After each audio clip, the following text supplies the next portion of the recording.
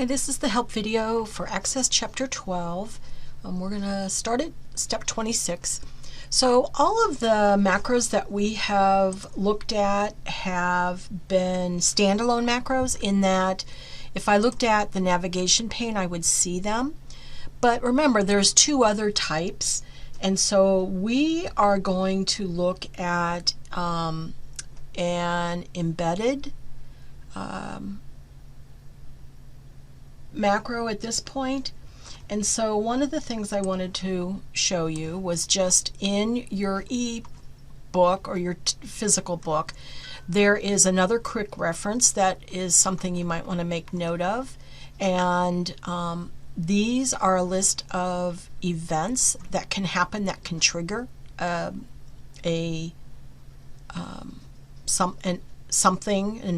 event in your system.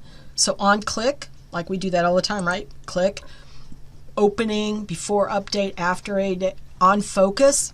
So on focus means when you go into an object, that object, so like if I click in a text box on a form, that text box has focus. So whatever you do is on that object that's selected, right?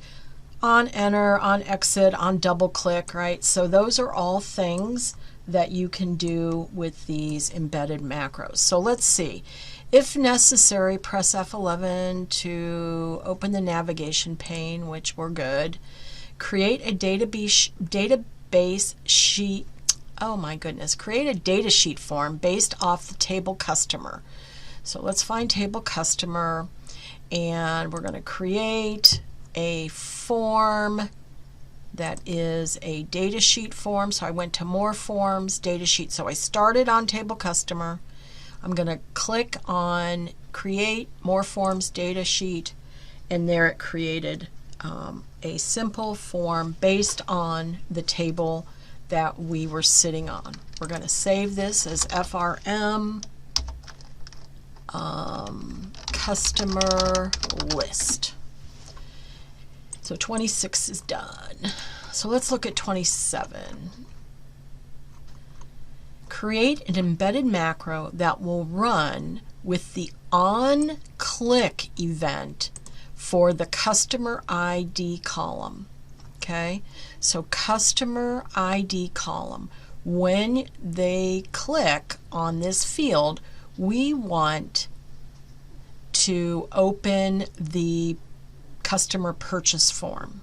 Okay, so for example, if I click on this number, this Buchanan, Blaze Buchanan customer ID, it should open up purchases that that person made. Okay, so how can we do that?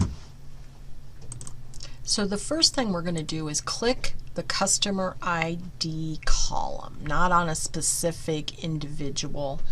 And then what we're going to do is open up our property sheet. Oh, sorry, hold on one second. So once I have this column selected, I want to make sure I'm on Form Tools Data Sheet and open up my property sheet. I can close that for right now. So what we're going to do is we are going to build an event based on the click. So we want to go to event, and then look, here are the different actions that can be done. So we're selecting on click. When we click on a customer field, then I want to use my ellipses, and we're going to build a macro. And it takes us from here. But the path to get here is based on that action that I picked on the form. Okay, so we're going to put a comment. So this embedded macro will open the FRM customer purchases form for the customer ID selected in the form FRM customer list. Okay, so that's our comment. We're good with that. So let's go to the next one. Add the open form, right? Because once we click on it and we get to this macro, what do we want to do? We want to open that the purchase form, right? So we're going to do open form. The form is customer purchases. We want it in form view. So the where condition is where we're going to put that we want to get in our customer purchase form. We want to find a match based on that customer ID. Remember, because that is the primary key, foreign key relationship between these two tables. So we're going to say we're customer, and look, this IntelliSense comes up. So customer ID, and there it is. I'm just going to hit my tab key. I'm going to hit my tab key, equals from the form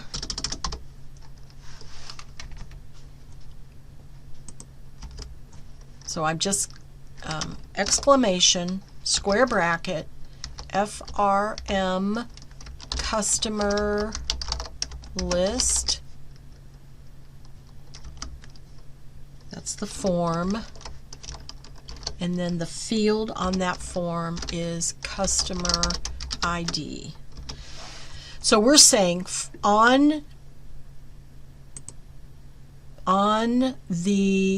we want to open this purchase form where the customer ID on the purchase form equals whatever was selected in the customer list in the customer ID.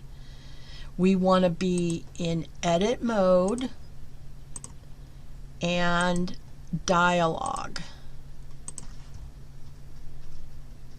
So we're going to save and close this macro. Save it and close it. Okay, so we're done with 28, but I want to try it, right? So let's see. I'm going to click there. Oh, I got an error. That's why we test things, guys. So I have to go back and fix it. So I'm going to select it, datasheet properties. I get that embedded macro, and I'm going to click. So I have a typo in there somewhere. So let's see what I got.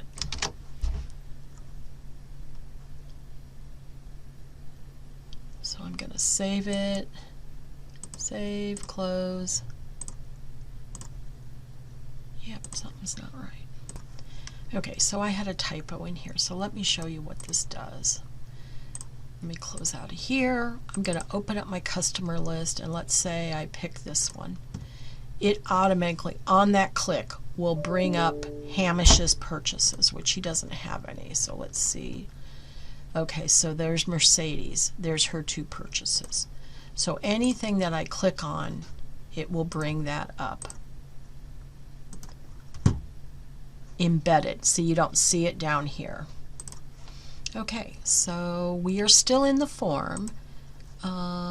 Save and close the macro. We did. So let's see what number 29. Open the report products. So report products in design view. Add a button form to control the report and position it in the report header in between the 4 and 5 inch markings. Okay, so we know how to do that. We've been doing that for quite a while. So I'm going to pick a button, and I'm just going to lay it in here. I'm not going to worry so much about the sizing because we all know I can do that. So let's see what we need to do for this. Add a button, type low inventory,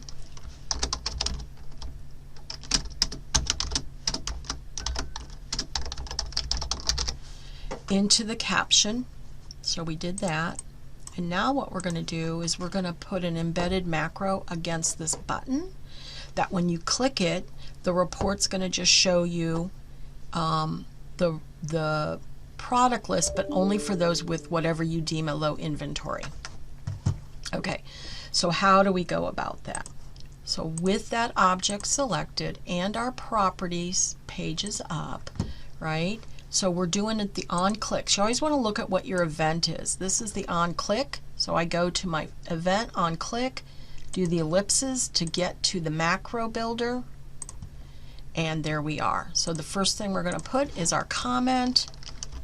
This macro will apply a filter to the report, comma, prompting the user for a number.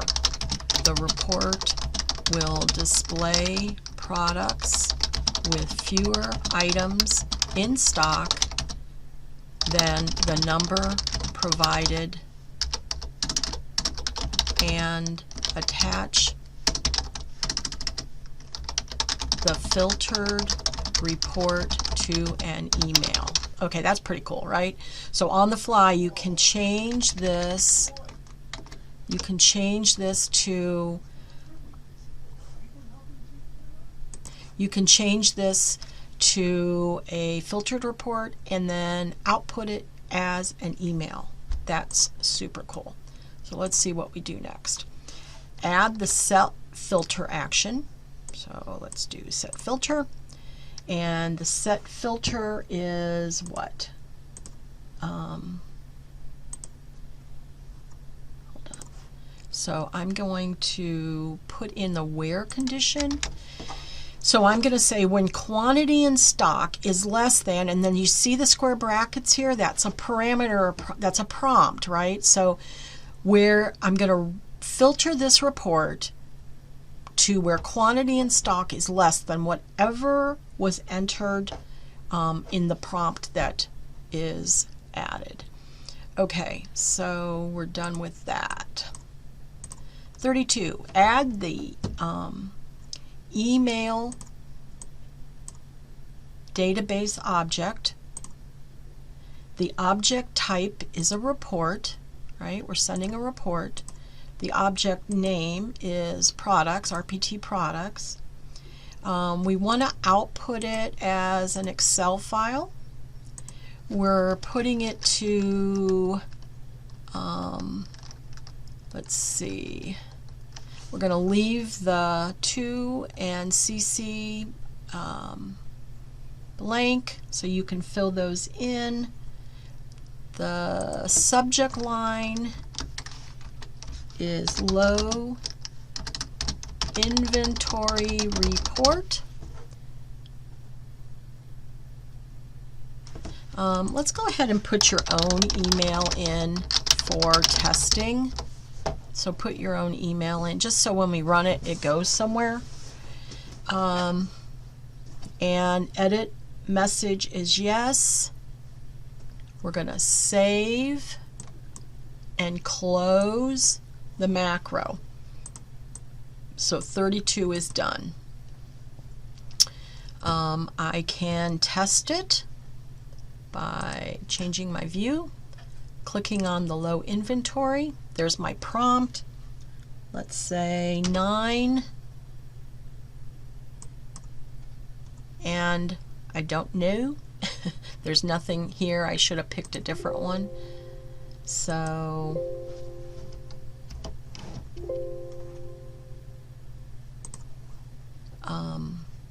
let's do this again. Okay, so here's the email, and of course the report has nothing on it. So I'm going to close this. I'm going to close that. I'm going to open this again, this report. Let's see, what is this one? Was report products. Oh, I forgot to save it. I'm so sad. Let me fix that. Okay, I redid it. Low inventory. Let's pick 15. And then, so there's a couple things that flashed up there. See that? But it set me to the email, different email in there, and then you could send it. So we're good. That worked.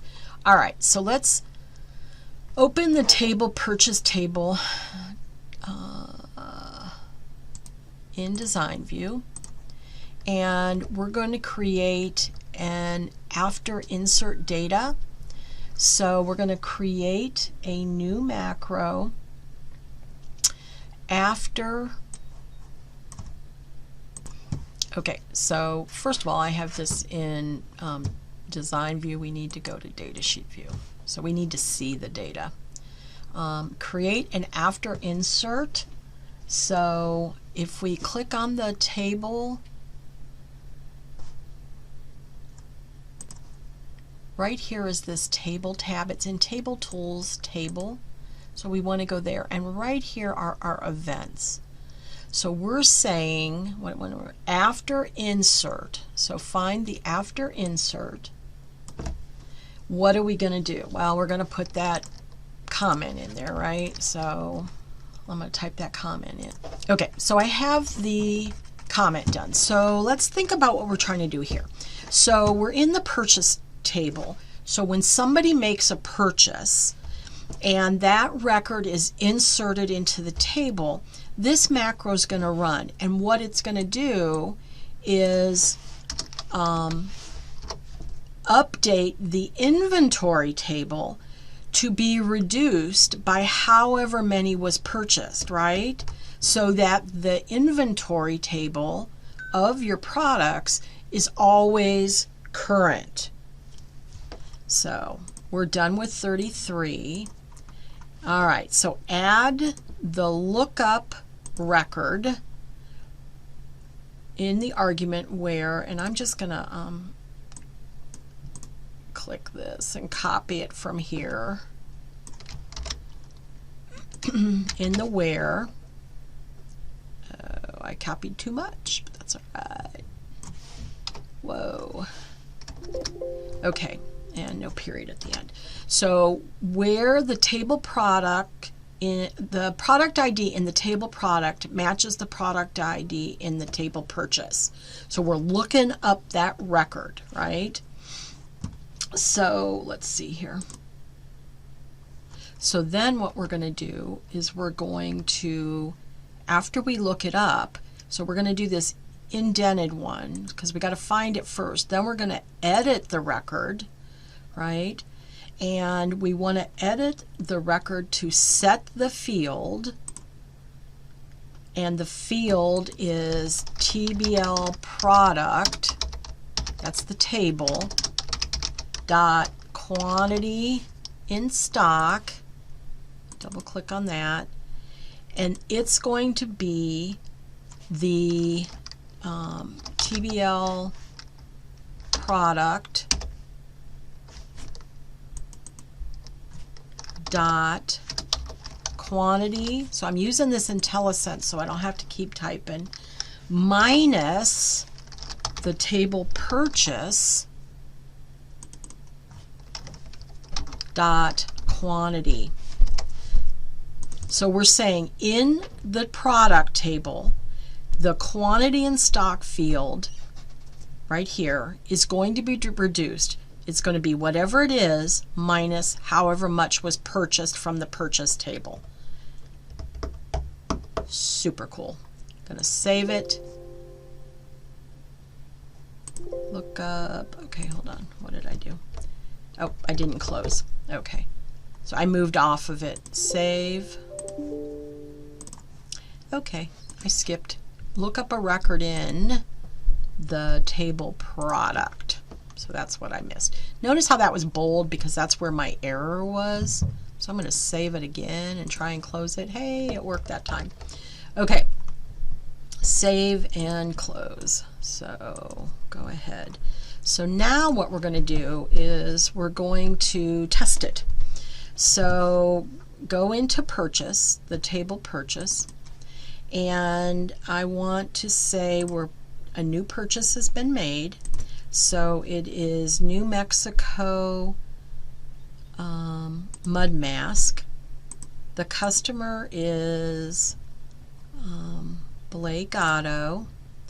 It was online and it's 01/16/2022 and the quantity was 5. Now So let me, before I hit enter here, let me go look at the product table. New Mexico mud mask.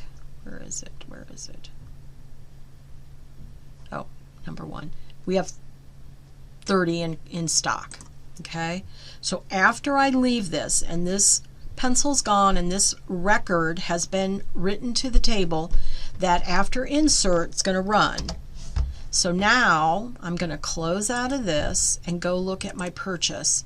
And no, not purchase. We're going to look at product, and it should be 25. And it is. So sweet, it worked. So this inventory in your product table will automatically, behind the scenes, be kept updated based on purchases. We are done. You can close and submit this file for grade. Thank you very much.